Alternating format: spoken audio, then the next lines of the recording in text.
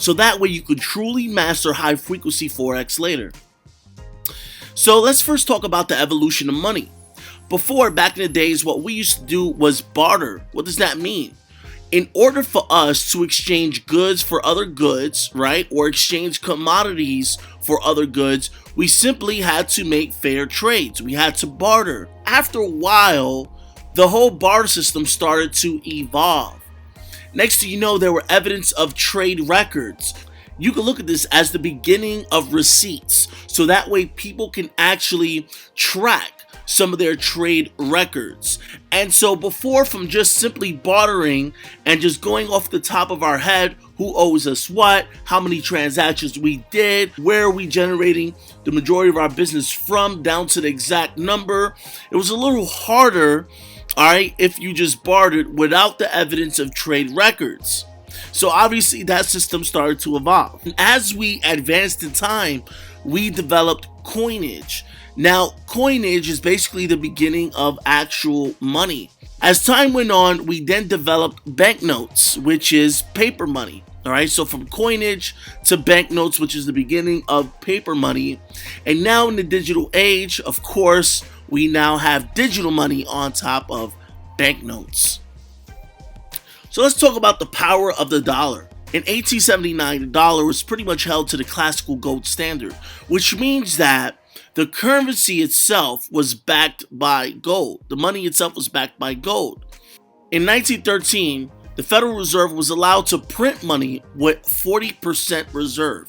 So it wasn't 100% backed by gold, but it was backed by gold 40%.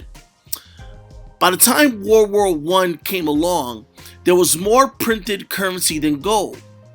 So at that time, paper was no longer redeemable in gold. From 1922 to 1944, we were on the gold exchange standard. So in 1944, that was the Bretton Woods system, which pretty much meant that currencies out there in the world was backed by the dollar, and the dollar was supposed to be backed by gold. And because of that, there were fixed exchange rates. Going into 1971 to 1973, there were now 12 times more dollars than gold. So what ended up happening was other countries were starting to pick up that, hey, the dollar isn't really truly backed up by gold. So other countries started to request their gold back, because remember, the currencies out there was backed by the dollar, and the dollar was supposed to be backed by gold.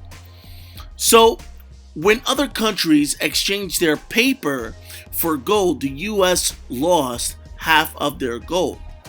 And at that point, the US dollar was no longer on the gold standard and officially becomes a fiat currency. What is fiat? Faith.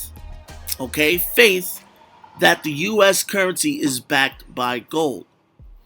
So at that time, all currencies exchange rates becomes a free floating system. Before, it was a fixed exchange rate, because guess what? Other currencies was backed by the dollar, okay, and the dollar was supposed to be backed by gold. So it was fixed exchange rates. Ever since the dollar became fiat and other countries started to follow suit with their currencies, it all became fiat and it all became a floating system. In 1998, do-it-yourself Forex trading went live online. This was around the time that Chris Terry was starting to truly master the power of Forex. Chris Terry is our CEO. And in 2008, Bitcoin was created, which basically founded cryptocurrency as it is today.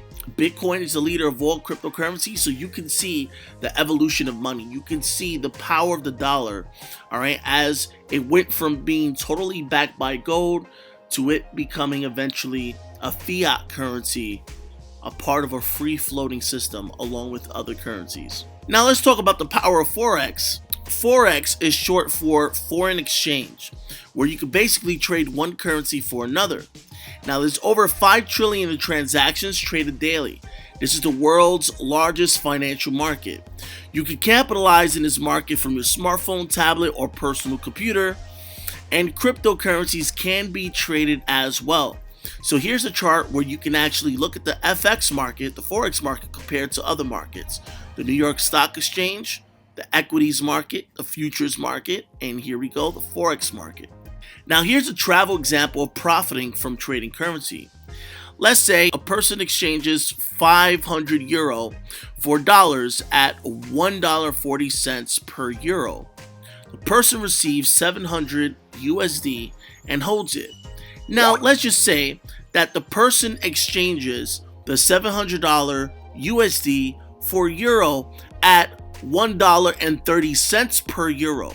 The person now receives 538 euro, therefore profiting 38 euro. If you ever traveled before and had to exchange your home currency for the local currency, this is some of the stuff that can happen because all currencies now are a free floating exchange system.